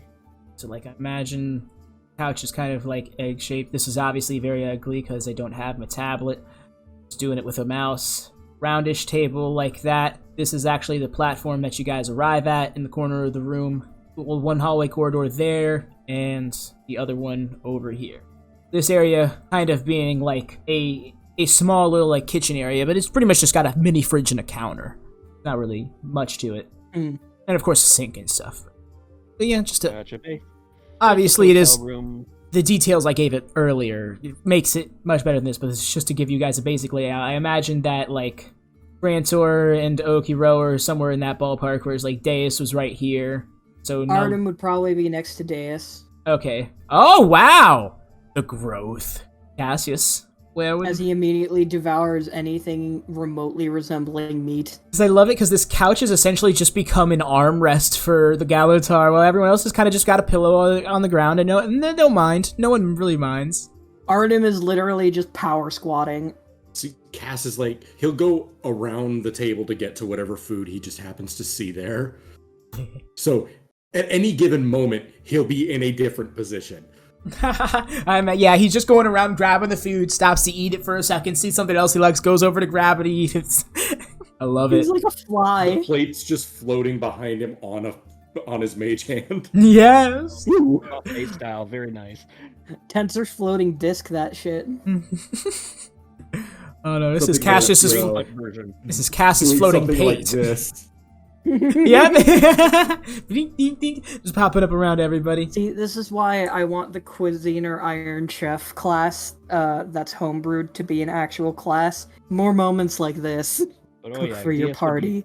chatting Engage up with in everyone. party cuteness. She'd be talking about the different places she's been, asking Okrio where she's been, food she's tried, like just chatting. So, well, aside from any brief visits to other locations in Rieba, I've been to quite a few other planes. I've been to the Heavens and the Hells, obviously. I've been to the Outlands quite a few times. I went to the Beastlands for a short while, and I briefly stopped by Elysium, although I wouldn't say it was a much of an experience. Well, not one that I can really describe. I suppose one of the more fun stories was the time that I visited Miyazad and participated in their Colosseum. It was an interesting experience. I've never been in combat for the sake of entertainment before. It's something else, though, isn't it? It is interesting. I was surprised I did so well. Because it's less about the fight and more about making the spectacle of it. I must have been. I was given the nickname Boss Battle. Cassius, Arudim, just his jaw drops. Arudim, from devouring a plate of meat stacked high, there's nothing but bones left, and he just looks up and he goes, I heard boss battle, what? Yeah, Apparently Okiro is a regular gladiator over here. it was honestly my only time participating in an arena, but I was invited, and it felt like I was being talked into it, but I had the impression that I was going to be able to hold my own better than they expected.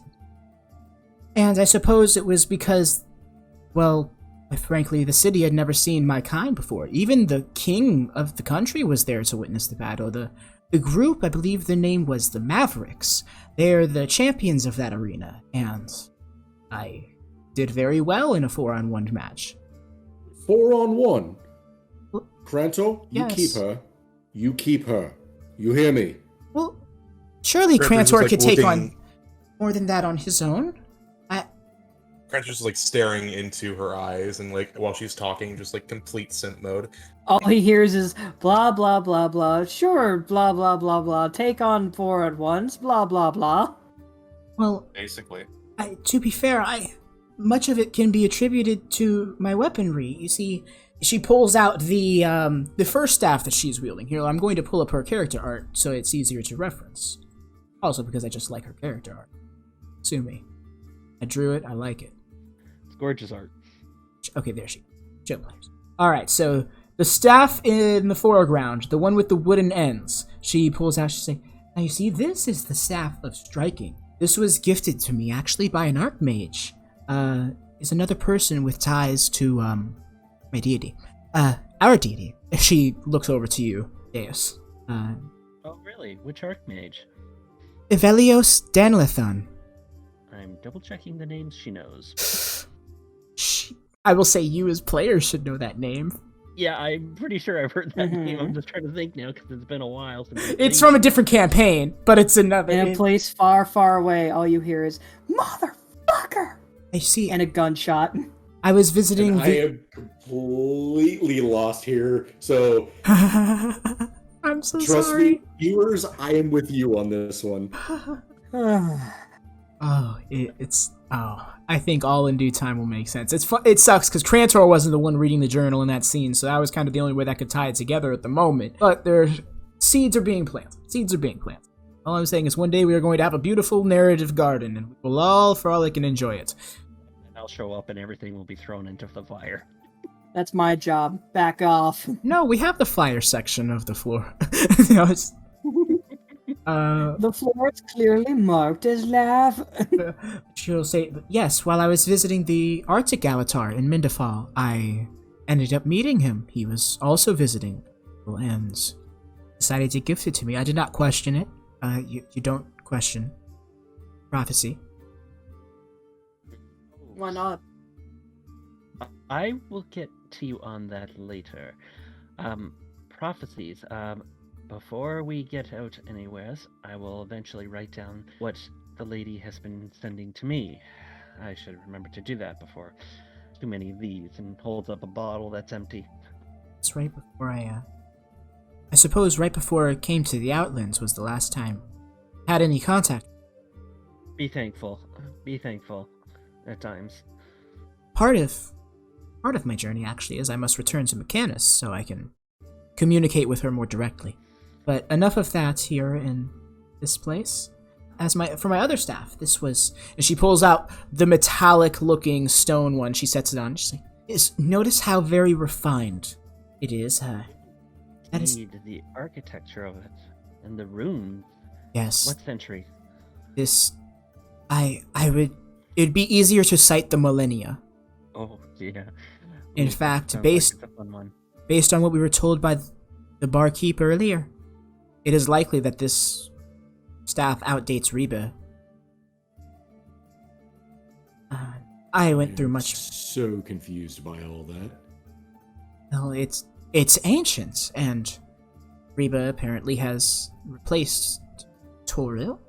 This is something that I would like to ask Ion about, because this is something that has been weighing on my mind heavily. The fact that we're a replacement to something that used to exist. The people... Wouldn't be the first. No, fret not. Just because the plane has been replaced does not mean the people have been. There are many planes of existence, and there are many realms in which people can come from. In fact, our people, she gestures to Crantor, seem to not hail from the material plane. I have heard this before, rumors of it, and, with Coastal's contract kind of confirming it, it seems that our story is a bit more complicated than either of us knew. It is very complicated. I would dare say convoluted. It's almost contradicting. Arudim just rolls his eyes. The common tongue is a very interesting one. Just looks at Deis. What booze did you get? Pages 3 and 4. No, I mean, I told you to surprise me. Oh, for yours. Let's see. It was a Brock, Mindbiter whiskey, and let's see, an illicit. I can never speak the deep speech properly. It's in another language. They were Deep weird. speech doesn't even have writing. What? Or does it? Oh, okay. That's as far as I know. No, Naleek's saying that. Factually, it does not. But you guys, neither of you guys really know that. So I I'm just figure playing into wings that. Or something in the head. Yeah. Yeah, no, when I look in the deep speech, it just has a little line where it says scripts. Yeah.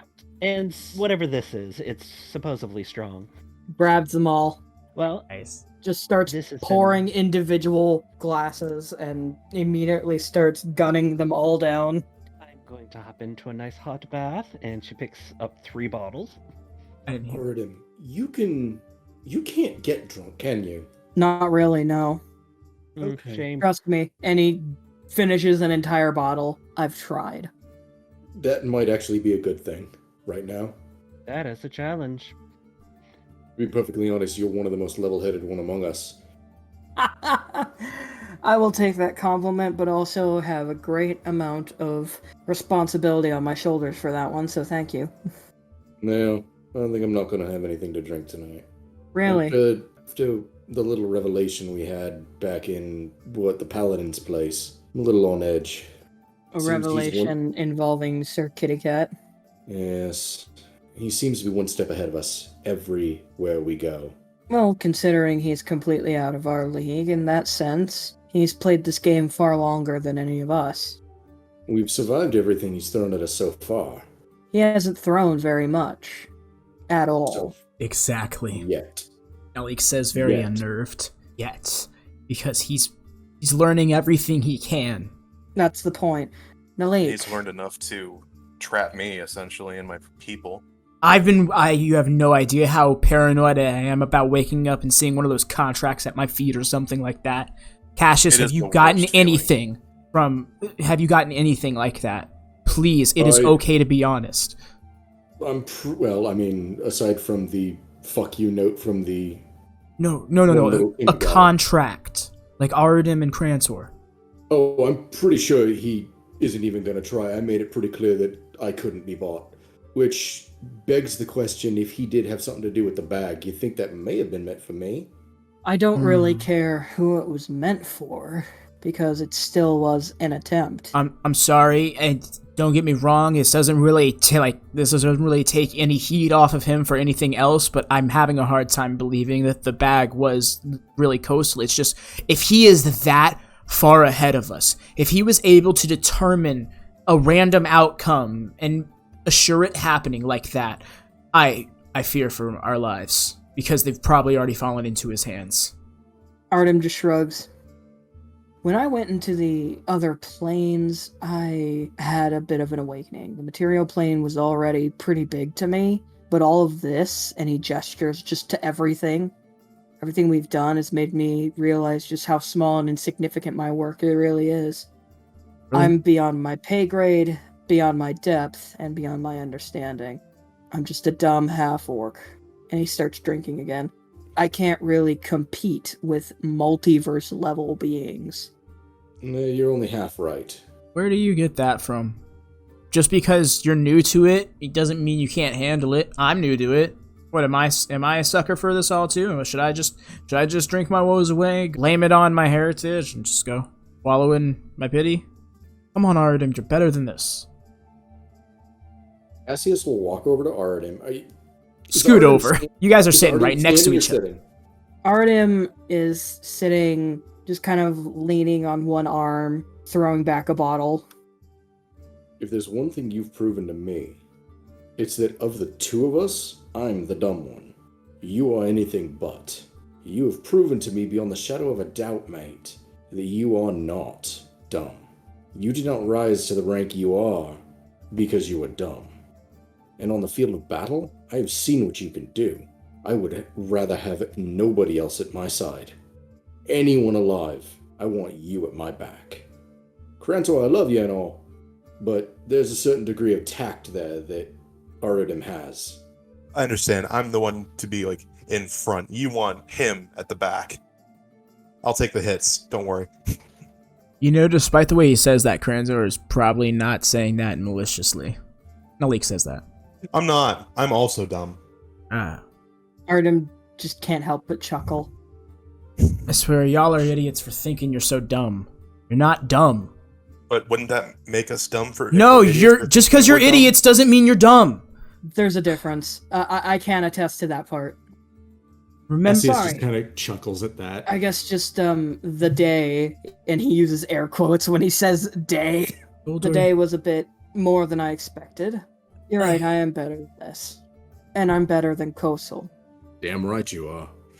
We all are, but we really do need to really take this seriously. Like, not to imply that we weren't before, but like, if we're all really committed. Ask Crantor exactly what did he threaten you with. Crantor will pull out the contract and let him read it. Here, If I'm going to outplay. If I've outplayed an Arcanoloth, I can outplay a dumb Raksasha. He's outplayed me. He has my entire tribe at his mercy, and with everything they've been through, I can't allow any more harm to come to them. They've He's already threatened been. mine as well, but there's always a way to bring leverage back in your favor. There's always an action for you to take. If I could offer a word of advice, if ever you come face to face with him, remember he can read your thoughts. It can be tricky to do, but keep your thoughts very simple. It helps if you keep them very graphic as well. You really don't want to know what I was thinking when we were in there. If you did, you'd probably slap me upside the head, because he very well could have killed us at any moment. But I did that on purpose. It was to provoke him. It was to keep his mind focused on me so that he couldn't then focus on what it was that he was talking about. The fact of the matter is, he's going to try to use his ability to read your mind against you. So, you use that against him. If you can emotionally compromise him, sure, he might be more dangerous in one respect, but he'll be significantly less cunning. It sounds Also, like Advy, you put up Ardim's contract just to. Oh, my bad. I was about to say, like, this is my contract. There we go. There's the first part of Crantor's. The idea was to put up the second and then the first, so it was in order for you to read easier. The text is underneath the page, just so you know. Oh yeah. Okay, just want to make sure. I always want to do it like that, just for like meta's sake. Alright, let's read. Okiro will actually speak up today. So, it sounds like you are dealing with someone who can use detect thoughts. I mean, Yes. sounds about right. See. Well, you are onto a very solid plan in terms of avoiding the effects of it to a certain degree, but it can still probe deeper, and that can cause you issues you likely won't be ready to deal with. Let me ask you, is it an innate ability of theirs, do you know, or is it something that they had to actively cast? Short time I dealt with him, and I don't know, I can't remember exactly how long we were in there. It didn't feel very long, but you know how these things go. A tense situation can feel like minutes when in fact it was hours. I didn't see him do anything, and I was paying attention. My whole goal while in there was to keep him distracted, and it worked. But I didn't see him activate anything. That is concerning then. Well, I'll tell you what. I have a spell called Thought Shield, and I noticed, she points at your hand, that you have a ring of spell storing, is that correct? You are correct. Perhaps I can store this spell in your ring for that very occasion. How much can this thing hold? That I do not know. I only recognize the ring because I have met 2 different people who have one. I know Deis kind of filled it up, as far as I'm aware. It gave me a... So, here's the question then. So, with Deis is in the bath, let's just let her bathe. Is she, okay, if I remember right, what was it? Spells can have different degrees of strength, like levels, was 9. it? There's 9. Yeah. They require components, as you Yeah. probably already know.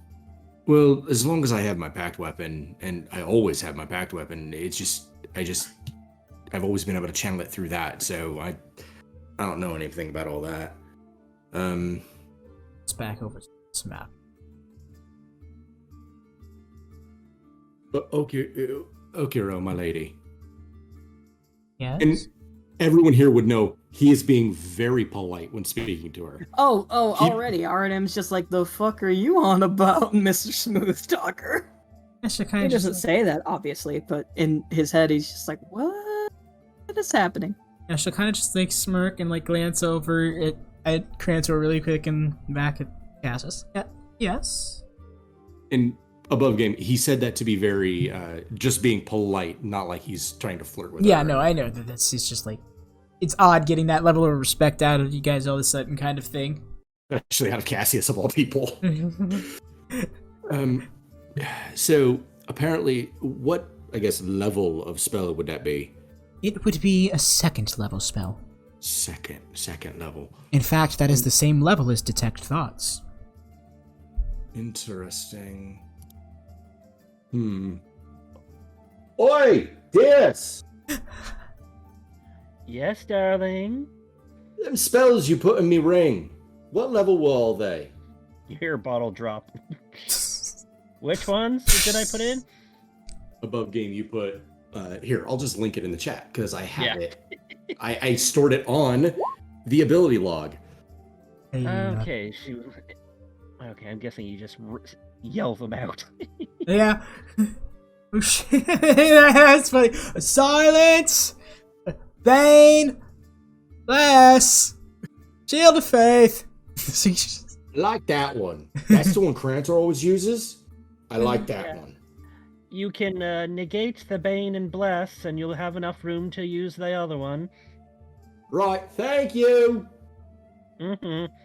Just cast Bless on someone, cast Bane on someone. Like, there we go. All right.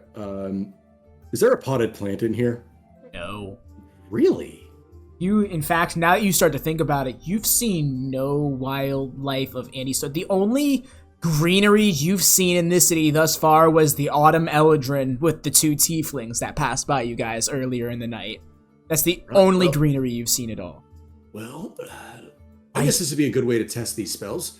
I will cast Bane on myself, and then Bless on myself. Oh my gosh, I want to find a way to make this, make it be something. I just can't think of anything to play off. Artem wants to freak him out by stealthily casting Hunter's Mark on him. Oh? What is this? Where does the mark appear? The mark appears right on his forehead. And I make it look like something that he's done before, like a symbol of Zariel. Oh my gosh. Imagine Elise looking up. Cassius, are you possessed again? What? You got the 9 hell. You got the 9 hells glyph on your forehead, which is really weird because Zariel should not be able to reach here. What you talking about? Then again, I'm gonna try to summon my pact weapon as like a small dagger. Does my pact weapon actually appear? Yeah. Okay. Yeah. Well, she clearly has some influence, unless it's just stored within me. I never really thought about how it worked. I'm pretty sure that's how it's supposed to work. It's just within you. But they could take it away at any time they want. Yeah. The power was within me the whole time. Yeah, to be fair. I swear, don't you pull any of that. But yes, to be fair, how most warlocks work, a lot of warlocks' patrons are some sort of like sealed off entity a lot of times, so that means they're already kind of dealing from behind bars in a way. Well, I mean, I've been told that I'm atypical for a hexblade anyway. That my power set is very akin to people who have like sentient weaponry. So I see it. I've seen a few individuals who have had some, for lack of a better way, but it sentient weaponry. You're somebody who could have swore their sword talked to them. But anyway, what do you mean I've got something on my forehead? I don't know. Has anybody got something with a reflection they could show them with? Oh wait, duh, the glass table. You gotta scoot your plate over, just make it like shiny where you're at. His eyes go wide. Did I accidentally hex myself? And I imagine that Artem's just in there chuckling on up. He has a completely stone face. I've done this to other people, and usually that's what I see. Did I hex myself? Well, you did cast Bane on yourself, didn't you? Yeah, but then I immediately cast that bless on me too. I thought they would just cancel each other out. Wouldn't that just put the same symbol? If you put it on someone else, then it's like, oh no, Zariel. But, you know, if you bless yourself, you're putting Zariel's blessing on you. Is So it's that, like, yay, Zariel. I'm confused. is that how that works? I don't know. Okay, I'm just taking a guess. I don't know. I honestly have used neither of those spells. I've only really learned the spells that I know. That's it. Question, nightmares Advy, again DM tonight. question. E. Normally I can only move Hunter's Mark if the target is downed. Can I, for flavor, specifically for this prank, move it to someone else? Yes, absolutely. Yes! I move it to Naleek's cheek. Oh my god. I'm actually like, oh yeah, I get that. I mean, personally, I prepare my own spells when I wake up in the morning, but my understanding is that, like, certain individuals will just know their magic. And I imagine, like, at this point, Cassius, while he's been talking, like, mid-sentence, you just saw it appear on his cheek. He is wide-eyed and completely frozen still. Like, even his tail is just completely rigid. Oh, she was like, stay still. What? Stay still. And then she's staff of striking, grabs it with her hand, just twirls her wrist, and it thwacks him upside his cheek across the table. She barely moved, save for her forearm and hand. Oh, okay, it's not physical. No. The minute the strike happens, bonus action, switch it to Crantor's butt. She's, oh, that's her. I got it. Sorry about that. It seems that it jumped from Cassius's face to Naleek's face. Oh wait, and now she like stands up and she kind of just like, without any momentum, leaps over the table to next to Naleek, and she's now like scoping out the ground. Why do my hindquarters itch? Just kind of absentmindedly scratching himself. While this is happening, Kobold, check your messages. Oh no. She walks around your in skirts, you know, she's like, oh, well, you have been working out. Oh, there it is. Noticing that it's now on your bum. One moment, and Ah! Bonus action. Damn it, woman. Bonus action goes to me. Oh my Like God. right on like my chest, and just the glow.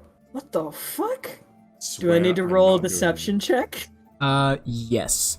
Damn it. I really want this to keep happening because it can last for an hour. This is the best spell for a prank, in my opinion. This is so nice. I'm loving this. Nat 19, let's fucking go! That's a 26 deception. For a prank that doesn't matter. Oh.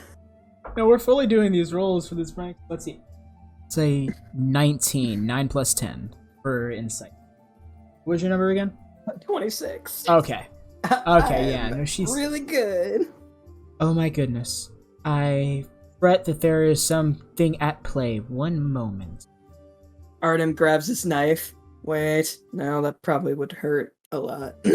Without moving his jaw, Cassius goes, I swear it's not me. Well, then who is it? She casts Identify on you.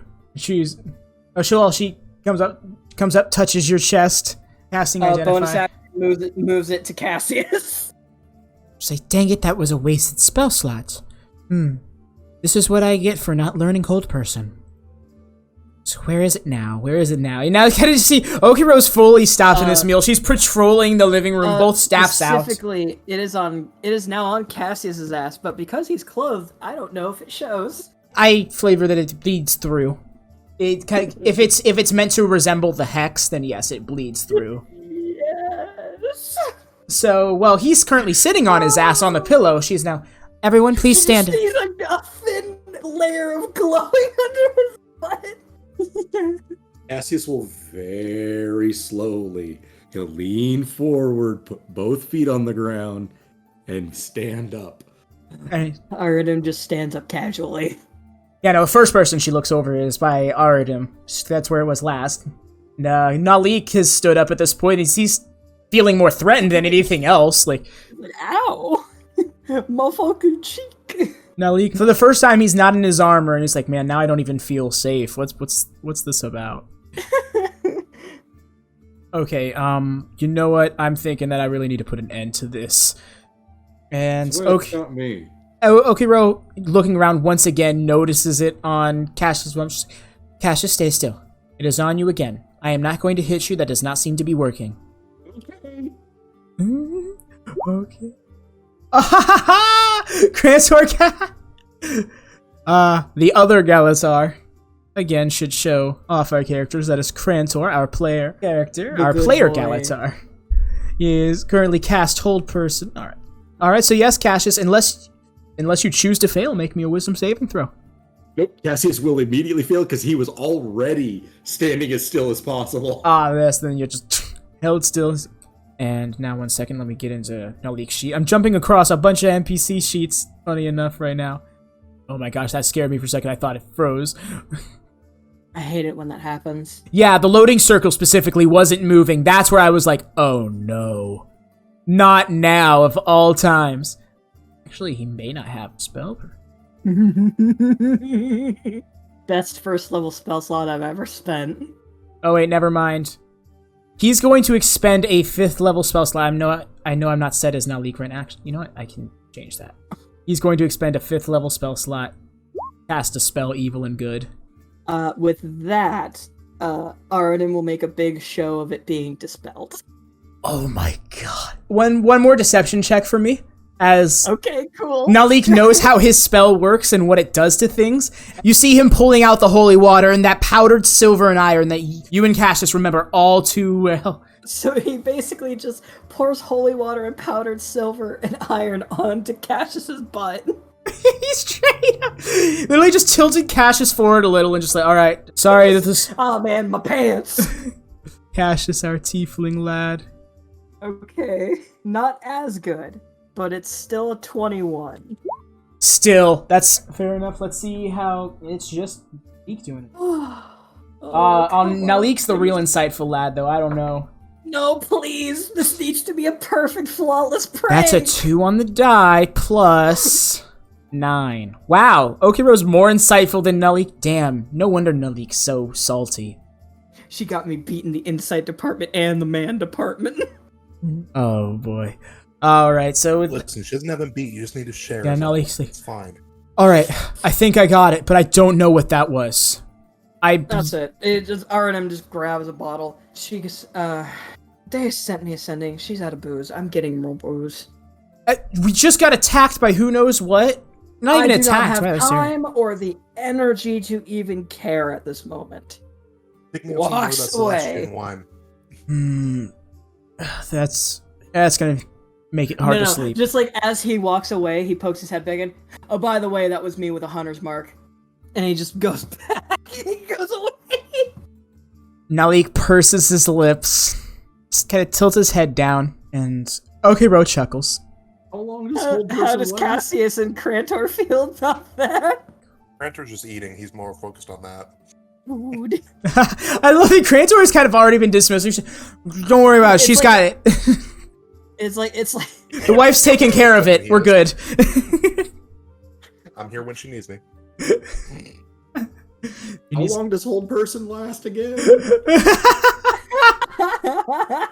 can't act until you drop the whole person. Oh wait, no. I got it. He activated yeah. protection from evil and good, so that canceled whole Okay. person. I dropped it. Okay. Cassius So just then, yeah, immediately just- just ragdolled to the floor. It's like what the hell? Man, my glutes are stiff after that one. What happened? You can just hear you hear the very uncharacteristic laughter of Arudim in the distance. All right, I'm gonna give you credit. I was actually pretty good. And bonus points for nailing this sigil. That's detail work right there. I'm great at forgeries. You're damn right you are. I'm- You had me convinced I had cast Hex on accident. Naleek's sitting almost pouty face, cross-armed on the couch. Like, I can't believe that Arudim- motherfucker got me Arudim like says- that.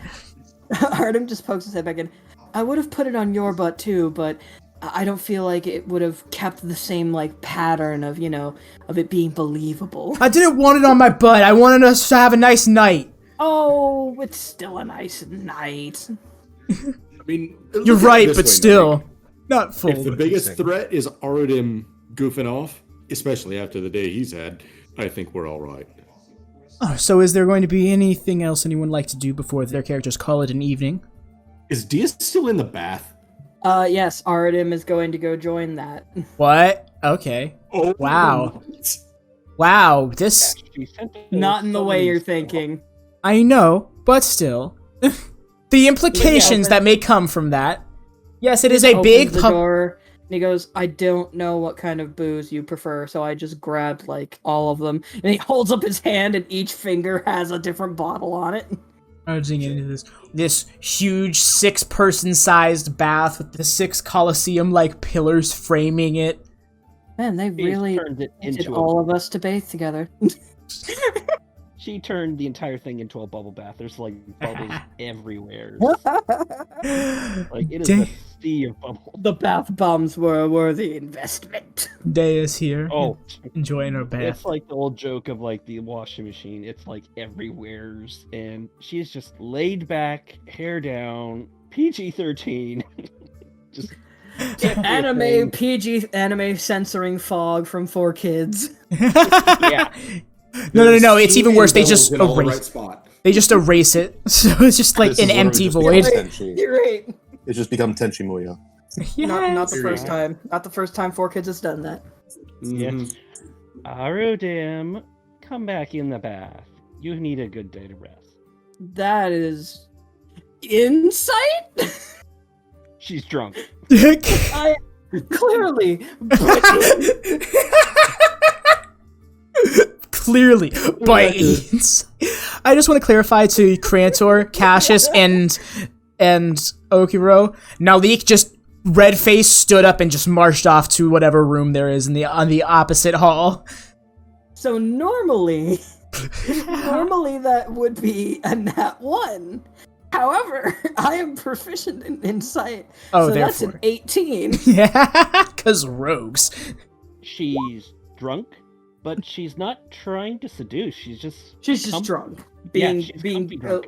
yeah, he just goes, I'm okay. Are you okay? As he goes over. A long trip, and we do need to talk. I can tell. What? Look, just take the booze.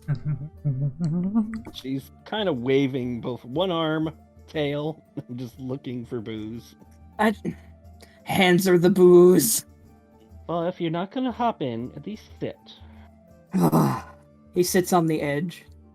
But you had a question about prophecies, if I remember something. Oh yes, Crantor's lovely woman.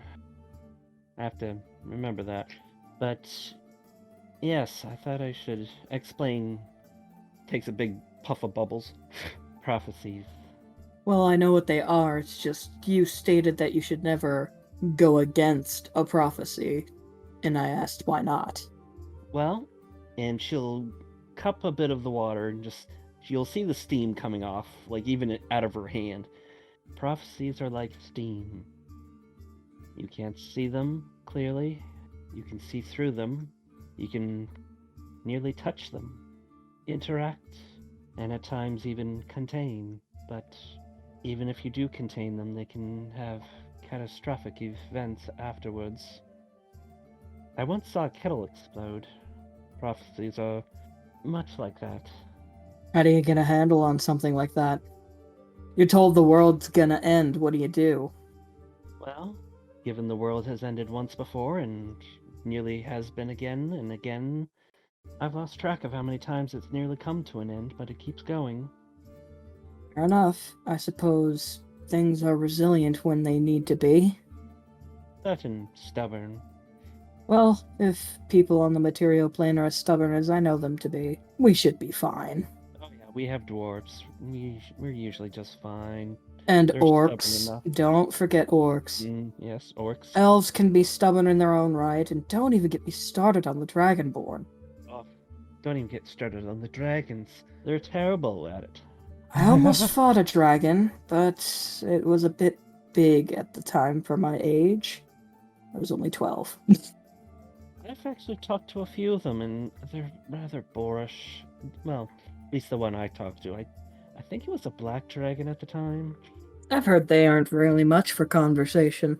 No, he was dying, so Ha! I turned him half to stone. Ha! Just ha! Yeah, and it wasn't like the bottom half to the top half. It was like down Like the middle. split down the middle. Oh, now that's He- cruel. I like that. He did not like that, and that was actually in what country was it? I think the one you're from. It has that Dick King who's always making a pain in the ass. Mm-hmm. There's a lot of those, but I think it was the one you Arudim were just from. like Vietnam flashback on his face. I was like, yeah, forgot. Home isn't really a peach either. It's weird. I've been all across Rieba, and yet I'm sitting here with a handsome half-orc who isn't my type right now. And you didn't like me. Everyone likes me. Well, with my experience with your type, all you do is do things for yourself. You step on and crush anything that you feel is beneath you, and you claw and climb your way to whatever thing that you deem is worth doing those horrible acts for, whether it be status, power, money, it doesn't really matter. For half But crawl. you showed yourself that you are different from that. I was made Empress when I was only 100. And hey there. Sorry to interrupt the scene like this, but you see, this is the point that the VOD ended. At the time, this was a live streamed campaign, and the internet connection was giving way during said stream. The playback of the stream was only up to a certain point, so when the stream was ended at real time after the session had been fully played out and concluded, it ended where the playback was still stuck at, and that was within the final scene of the session, which is why that last line of dialogue you just heard from Deis was the actual last line caught by the VOD. So with that being said, I'm just going to clear up a few things, as awkward as this may be, I do apologize. But as it cut off, Deis began to explain that her becoming the Empress of Rieba at such a young age helped put her wealth in perspective. She also alluded to being removed as Empress, having some sort of foul play in the process, but by that time, she was drunkenly nodding off, so Arudim suggested she get ready for bed and headed off to go do the same. And that's where we ended the session. I do apologize because now you missed out on the post-session banter, but this was a great time. For not only the story in general, but for the characters, because someone like Arudim desperately needed this. Going all the way back to the Silver Swords Tavern, it's been a big change for him. So that was something that we really hope was caught in this session. So back when we first saw the VOD was like damaged, it really sucks because we knew how important this was. And bittersweet news is this isn't the last time something like this happens with this campaign. As you all know, the campaign has been finished for some time now and is just being edited to be put up here. And I can tell you right now, with sessions 19 and 20, they will have their own respective issues, to varying degrees. I will say 20 is worse. Not destroy the ability to enjoy the episode bad, but it is very unfortunate. So I feel like giving you that heads up is worth it. Sorry about that. Sorry about the bad news. Sorry about the VOD being cut short, but next session is going to be just fine, and I hope it will be coming out in a timely manner so you can enjoy it in a timely manner. With that all being said, thank you once again. I hope you like and subscribe. Please do show some love to Random Roleplay. Let people know about it. This is a very fundamental D&D campaign, all things considered. You find a lot of very different and unique things out there now on the internet, so if you're still here watching something like this, then I'm glad that we could be that entertainment.